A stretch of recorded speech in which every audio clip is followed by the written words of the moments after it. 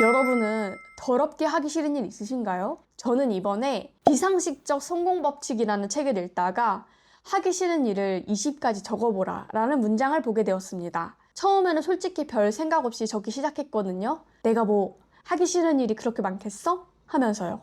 근데 쓰면 쓸수록 이상하게 제 본심이 계속 튀어나오는 거예요. 나는 왜 이런 구조를 싫어하지? 왜 이런 상황에서 유독 무너질까? 나는 도전하는 사람이 되고 싶은 줄 알았는데 사실은 아니었던 건가? 신기하게도 하기 싫은 일을 적고 있었는데 오히려 제가 어떤 삶을 원하는지가 더 선명하게 보이기 시작했습니다. 그리고 그 과정 속에서 저는 제가 생각했던 것보다 훨씬 안정감을 원하는 사람이었다는 걸 처음으로 깨닫게 되었습니다. 반갑습니다. 오늘도 성장하는 모임을 하는 동네 언니입니다. 오늘은 간다 마사노리 선생님의 비상식적 성공법칙이라는 책의 초반부 내용을 가지고 직접 실천해보는 시간을 가졌습니다. 이 책은 단순히 성공하세요, 부자 되세요 같은 이야기를 하는 책이라기보다는 사람 안에 숨겨져 있는 욕망과 본심을 굉장히 현실적으로 들여다보게 만드는 책이라는 생각이 들었는데요. 그 중에서도 저는 특히 인상 깊었던 부분이 한 가지 있었습니다. 목표를 종이에 적어라. 사실 이런 말은 워낙 많이 들어보잖아요. 그런데 간다 마사노리 선생님은 여기서 한 가지를 더 이야기합니다. 사람은 머릿속으로만 생각하면 결국 자기가 진짜 원하는 게 뭔지도 모르고 살아가게 된다고요. 그래서 반드시 손으로 직접 적어보는 과정이 필요하다고 얘기합니다. 그리고 더 흥미로웠던 건 바로 하기 싫은 일을 먼저 적어보라는 부분이었습니다. 보통 우리는 무엇을 하고 싶은가부터 생각을 하려고 하잖아요. 그런데 책에서는 오히려 반대로 이야기하더라고요. 자신이 더럽게 싫어하는 것부터 똑바로 마주해 보라고요. 왜냐하면 사람은 좋아하는 것보다 싫어하는 것에서부터 더 본능적인 욕망과 삶의 방향이 드러나는 경우가 많기 때문이라고 합니다. 예를 들어 왜 특정 상황에서 유독 스트레스를 받는지, 어떤 구조에서 자꾸 무너지게 되는지를 들여다보면 어떤 삶을 원하는 사람인지가 보이기 시작한다는 거죠. 그래서 저도 속는 셈치고 한번 적어봐야겠다는 생각을 했습니다. 믿져야 본전이잖아요. 실현되지 않는다고 해서 손해볼 것이 없잖아요. 책에서 나온 대로 종이 한 장과 종이를 적는 시간, 연필에서 나온 흑심 정도? 그래서 좋다, 해보자 하고 적어봤습니다. 처음에는 솔직히 아무 생각이 잘 안 났습니다. 그래서 한 5가지 정도 적고 끝날 줄 알았거든요. 그런데 신기하게도 잠자코 계속 생각해보니까 하나씩 계속 튀어오르기 시작하더라고요. 아, 나 이 구조 진짜 싫어했구나. 아, 내가 여기서 유독 힘들어 했었구나. 그렇게 하나씩 적다 보니까 결국 20가지 정도가 나오게 되더라고요. 저도 솔직히 제 안에 이렇게까지 명확한 싫음이 많은 사람일 줄은 몰랐습니다. 잊고 있었던 거죠. 아, 나 대쪽 같은 여자였지 참 한 거죠. 그런데 가만히 들여다보니까 단순히 일하기 싫다가 아니더라고요. 특히 몸과 감정을 계속 쥐어 짜내야 하는 구조를 굉장히 힘들어하는 사람이었던 것 같습니다. 예를 들어 행사나 강연을 준비하는 건 좋습니다. 그런데 모객이 안 되면 정말 전전긍긍하면서 와, 너무 걱정을 많이 한다든지 재고가 남았을 때 그걸 어떻게 처리해야 하나 계속 머릿속으로는 계산기를 돌리는 상황이라든지 사람 눈치를 보면서 가격을 정하거나 계속 SNS에 붙잡혀서 판매를 위해 살아야 하는 구조 같은 것들이요. 또 저는 계속 강의를 하며 전국을 돌아다니면서 움직여야 하는 삶, 주말까지 전부 써야 하는 구조, 사람을 채워 넣어야 굴러가는 방식도 생각보다 굉장히 힘들어하는 사람이었습니다. 그리고 무엇보다도 저는 일을 안 하면 수익이 완전히 끊겨버리는 구조에 대한 불안감이 굉장히 큰 사람이더라고요. 그런데 재미있는 건 이걸 적다 보니까 오히려 제가 어떤 삶을 원하는 사람이었는지가 더 선명하게 보이기 시작했다는 겁니다. 저는 단순히 일을 싫어하는 사람이 아니라 몸을 갈아놓고 감정을 소모하면서 유지해야 되는 구조를 힘들어하는 사람이었던 거예요. 제가 이걸 쓰고 나서 이상하게 생각했던 부분들이 있었는데요. 이 책을 읽으시고 실천하시는 분들이 있을 거잖아요. 싫어하는 부분들을 적었을 때 명확하게 내가 이걸 싫어하는구나 라고 생각을 아시는 분들이 있겠지만 저 같은 경우는 뭔가 애매하다. 이게 진짜 싫어하는 건가? 이게 좋아하는 건가? 좀 물음표의 상황이 있을 수도 있을 거예요. 저는 묘하게 계속 모호하다는 느낌이 계속 들었거든요. 왜냐하면 저는 일을 싫어하는 사람은 또 아니었거든요. 오히려 뭔가를 만들고 도전하고 움직이는 건 굉장히 좋아하는 사람에 가까웠어요. 그렇다고 지금까지 해왔던 방식들을 계속 버티고 싶은 것도 아니긴 했거든요.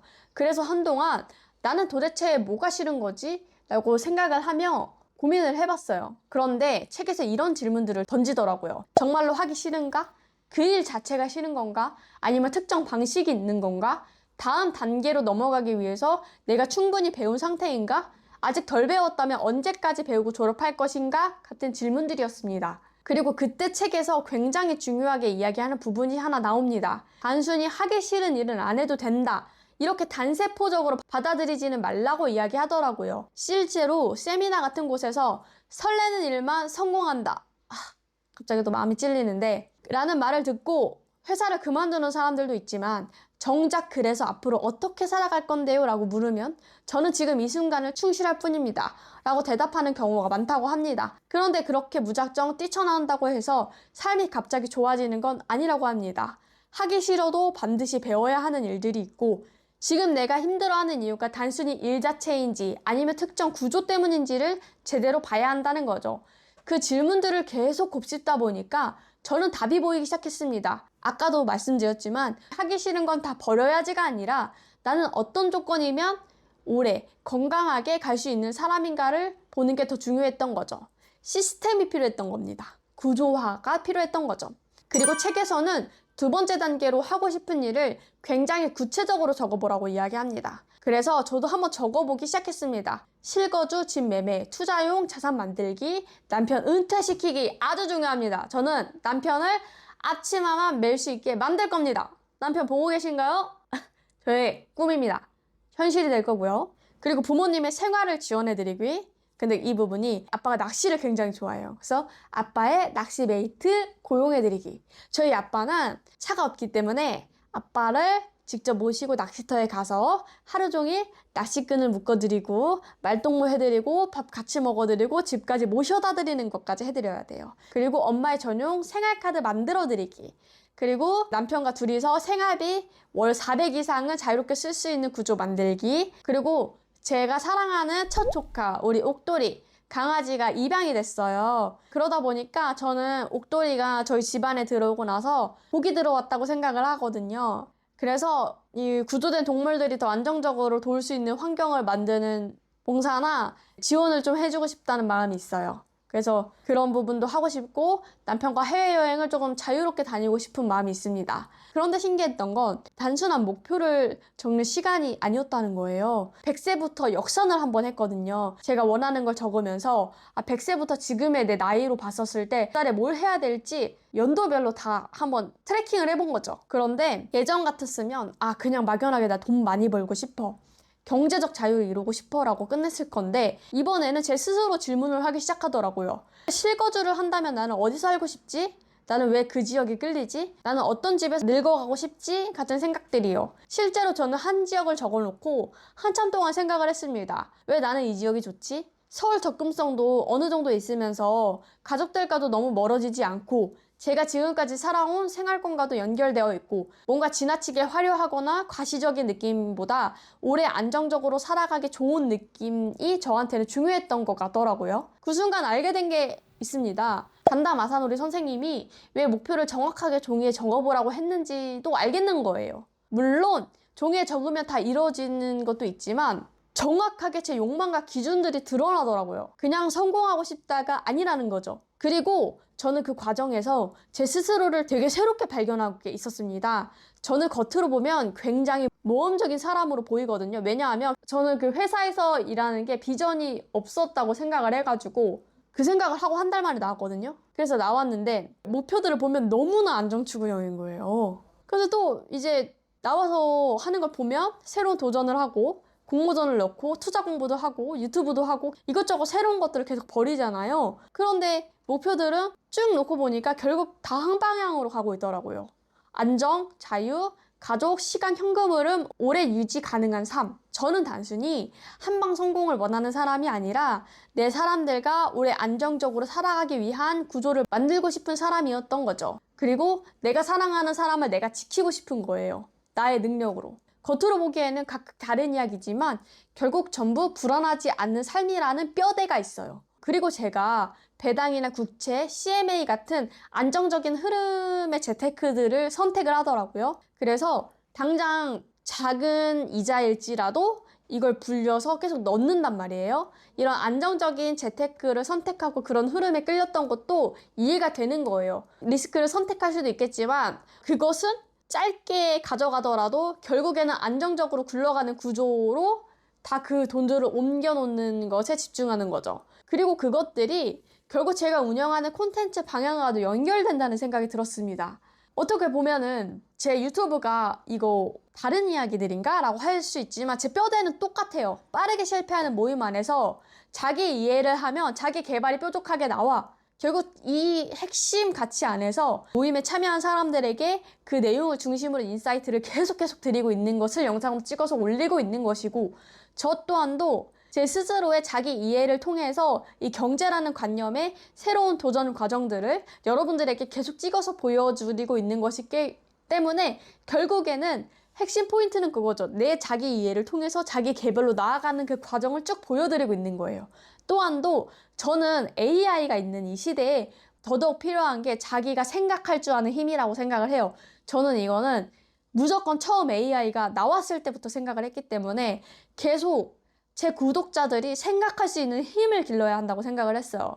AI 하면 너무 좋겠죠. 자기 생각을 하는 힘, 당장 결과 안 나올 수 있겠죠. 하지만 저는 이게 반드시 복리의 효과라고 생각을 하거든요. 처음에는 너무 어려울 수 있어도 계속 연습을 하다 보면 분명히 저와 핏에 맞는 사람들이라면 계속 제가 질문의 흐름을 만들어주고 그 생각의 흐름이 깊어질 수 있도록 만들어 드릴 것이기 때문에 결국에는 한 흐름으로 획을 만들어가고 있다고 생각을 합니다. 저는 제 세계관을 만드는 걸 좋아하기 때문인 거죠. 어찌됐건 다시 본론으로 들어와서 다 하나로 연결되어 가고 있어요. 저는 자극적인 성공 서사보다 현실적으로 흔들리면서 계속 살아가는 사람들 이야기에 굉장히 끌리는 사람이에요. 빠르게 실패하는 모임도 사실 실패를 하지 않는 사람들의 모임이 아닙니다. 사람들이 그래요. 빠르게 실패하는 모임은 결국 성공하는 모임이죠. 맞아요. 성공하는 모임이죠.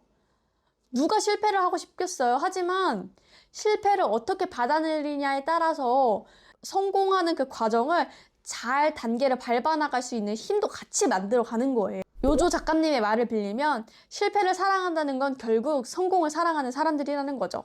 저는 굉장히 다양한 모습이 있는데요. 안정 추구형이면서도 가만히 있는 사람은 아니에요. 그러니까 저는 안정만 원하는 사람이 아니라 움직이면서 안정감을 만들어가고 싶은 사람에 좀 더 가까워요. 그래서 제가 지금 하고 있는 행동들도 다시 보게 될 수밖에 없어요. 투자 공부를 하는 것도 결국 안정 흐름을 만들기 위한 움직임이었고, 유튜브를 하는 것도 장기적으로 오래갈 브랜드를 만들고 싶은 마음이 있겠죠. 청약도 공부를 하고 있는데 결국 이 또한도, 그리고 공모전도 결국 미래 기반을 위한 행동들이었던 거예요. 그렇게 하나씩 연결해 보니까 저는 이런 생각이 들더라고요.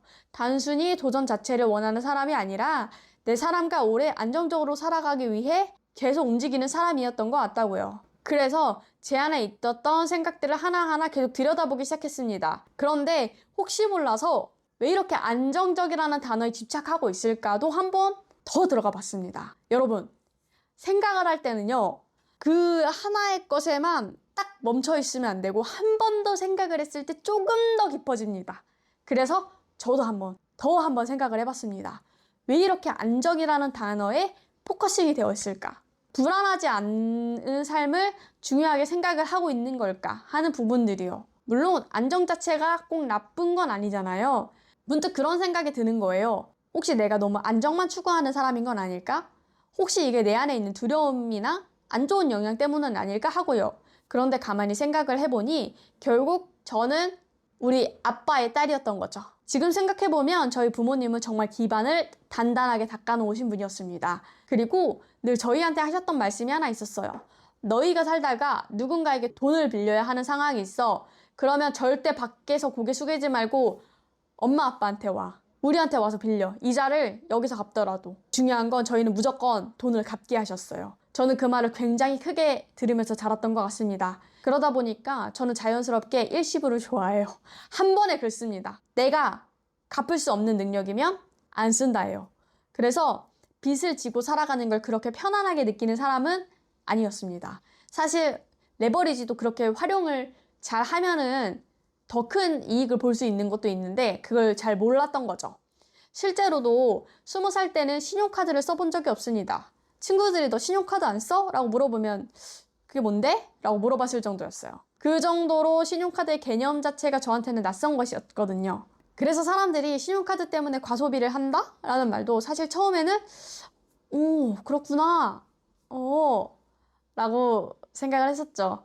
저는 지금도 신용카드는 신용이 쌓이는 용도와 고정비, 자동이체 정도로만 연결을 해놓은 상황이거든요. 그런데 돌이켜보면 저희 부모님은 정말 노후를 잘 준비해 놓으셨다고 생각이 들어요. 지금도 비교적 정말 편안하게 살아가고 있거든요. 그런데 반대로 그 아빠의 친구분들이나 주변 어른들을 보면 아직도 생계를 위해서 계속 일을 하셔야 하시는 분들도 있더라고요. 다 상황에 맞춰서 움직이시고 있으신 거라는 생각이 들지만 국민연금만으로 기초적인 생활이 어려우신 분들도 정말 많다는 생각이 들어요. 물론 상황에 따라서 내가 열심히 살았지만 그게 안 되신 분들도 있을 거지만 젊은 시절에 내가 놀아서 그런 거라면 또 그 부분에 대해서는 또 할 말이 없지 않을까라는 생각이 들거든요. 제가 그래서 그 생각 끝에 결국은 내 앞가림을 할 수 있는 힘은 정말 중요하구나라고 느꼈거든요. 저는 일을 굉장히 좋아하는 사람이에요. 무엇보다 만들고 움직이는 걸 좋아하고요. 그런데 동시에 안정적인 기반이 있다는 것 자체가 사람을 굉장히 편안하게 만들어준다는 것도 너무 잘 알고 있었던 것 같습니다. 그리고 저는 마음이 안정된 상태일 때 더 좋은 생각이 나오고 더 좋은 방향으로 움직일 수 있다고 느끼는 사람이거든요. 그래서 어쩌면 저는 단순히 돈을 많이 벌고 싶었던 게 아니라 제 삶과 마음을 안정적인 상태로 유지하고 싶었던 사람에 더 가까웠던 것 같습니다. 그리고 추가로 저는 지금은 돈이라는 부분을 단순히 그 돈 자체로만 바라보고 있는 건 아닌 것 같습니다. 오히려 돈이라는 주제를 가지고 제 삶 전체를 다시 들여보고 있는 느낌에 더 가까운 것 같아요. 돈에 인문이 섞여 있는 거죠. 왜냐하면 저는 지금까지 독서 모임이나 여러 활동들을 통해서 항상 사람들의 생각을 끌어올리는 역할을 많이 했습니다. 한 가지 주제가 있다면 그걸 단순하게 끝내는 게 아니라 왜 그렇게 생각하지? 그 감정은 어디서 왔지? 왜 유독 그 부분에서 흔들리지? 같은 부분들을 계속 던지면서 사람들의 생각을 다각도로 바라보게 하고 앉아있는 사람들의 생각을 왕래시킬 수 있도록 많이 노력을 해왔거든요. 그런데 지금은 그 질문들이 제 자신한테 향하고 있어요. 저는 지금 돈이라는 부분을 생각하면서도 계속 제 스스로에게 질문을 던지고 있습니다. 나는 돈을 왜 무서워했지? 왜 현실적인 부분을 자꾸 뒤로 밀었을까? 왜 안정이라는 단어에 그렇게 크게 반응할까? 나는 어떤 구조에서 편안함을 느끼지? 라는 질문들이요. 근데 제가 만약에 저 스스로를 어떻게 다루는지 모르고 있었다. 자기 이해가 안 되는 사람이었다 하면은 이런 질문들을 굉장히 날카롭게 물어봤을 것 같아요. 억양이 이런 거죠. 야, 너 왜 돈 무서워해? 너 지금 왜 그렇게 살았어? 너 왜 이렇게 현실 감각이 없어? 라고 했을 것 같은데 저는 제 사용법을 너무 잘하는 거죠. 전 다정하게 물어봐요. 그래서 다정하게 정말 질문을 하면서 물어보거든요. 그러니까 제가 술술술술 얘기를 하는 거예요. 그러다 보니까 자연스럽게 제가 어떤 생각을 가지고 살아왔는지, 어떤 부분에서 힘들어했는지, 어떤 환경에서 제가 안정감을 느끼고 좋은 방향으로 움직이는 사람인지를 훨씬 객관적으로 보게 되더라고요. 그리고 저는 원래 사람들과 이야기를 나누고 생각을 확장시키는 걸 좋아하는 사람이잖아요. 그런 환경 속에서 오래 있었기 때문에 지금 경제라는 주제를 바라보는 방식도 조금씩 다르게 접근하고 있는 것 같습니다. 그래서 저는 단순히 돈 공부를 한다는 느낌보다는 돈이라는 주제를 통해 제 삶과 감정, 가치관, 두려움, 욕망까지 전부 다 들여다보고 있는 느낌에 가깝습니다. 이런 방식이 저만의 강점입니다. 그리고 그 성장 과정을 노출을 하고요. 그래서 유튜브를 보시는 분들도 단순히 돈 버는 방법만 보는 게 아니라 돈이라는 걸 이렇게 바라볼 수 있구나. 내 삶과 연결해서도 생각할 수 있구나. 같은 새로운 관점으로 보실 수 있지 않을까 생각도 들더라고요. 아파트로 돈이 묶였고 저는 처음부터 다시 시작을 해야 하잖아요. 저는 직장인 분들보다도 더 불안정한 상황이라는 거죠. 그런데 저는 이상하게 그런 상황이 오히려 더 재밌기도 해요. 왜냐하면 저는 지금 단순히 경제 공부를 하는 게 아니라 실제로 현실에 부딪히면서 제 삶을 다시 만들어보고 있는 과정이 있으니까요.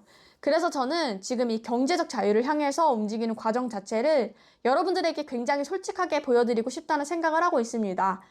오히려 수익 인증이나 이런 것보다 그 안에서 제가 어떤 부분에 흔들리고 어떤 부분에서 깨닫고 또 어떻게 움직이게 되었는지를 알려드리는 게 더 좋지 않을까? 그리고 정말 좋은 결과가 나왔을 때 여러분들한테 알려드리는 게 좋겠다. 그리고 팩트 중심으로 알려드리는 게 좋겠다라는 생각을 하고 있는 거죠. 그리고 저는 그 과정 속에서 실제로 부딪히면서 얻은 인사이트들이 오히려 좀 현실적인 힘이 된다고 생각을 합니다. 그래서 앞으로 이런 주제들을 계속 가지고 오게 될 것 같아요. 그래서 요즘 제 목표 중 하나는 빨리 레버리지를 만들 수 있는 구조를 만드는 겁니다. 그래서 언젠가는 편집자를 구해서 제가 조금 더 생각하고 움직일 수 있는 부분에만 집중할 수 있는 날이 오면 좋겠다는 생각을 하고 있습니다. 그날이 빨리 올 수 있도록 달려보겠습니다. 아자! 여러분, 오늘도 사랑합시다. 그리고 오늘도 행복합시다.